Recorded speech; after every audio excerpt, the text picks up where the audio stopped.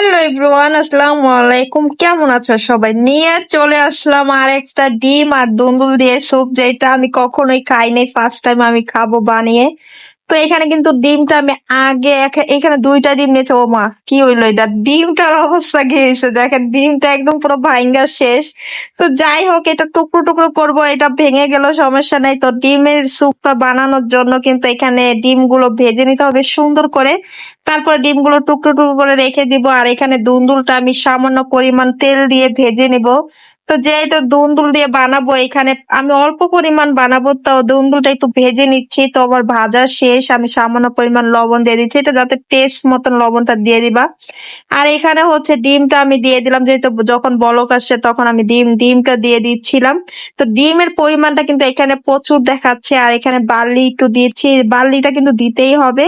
আর এটা বার্লিটা দেওয়ার কারণে এটা কিন্তু ঘন হয়ে গেছে, ঠিক আছে, ঘন হয়ে গেছে। আর স্যুপটা কিন্তু দেখতে মাশাআল্লাহ অনেক সুন্দর হয়েছে, আমি কখনো ভাবতেও পারি নাই এত সুন্দর একটা স্যুপ হবে আর আমি খেতে পারবো, আর এতটাও টেস্টি হবে।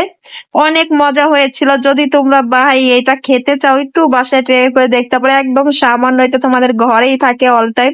যদি ভিডিওটা ভালো লাগে, লাইক কমেন্ট শেয়ার করে পাশে থাকবো। সবাই ভালো থাকবা, আল্লাহ হাফেজ।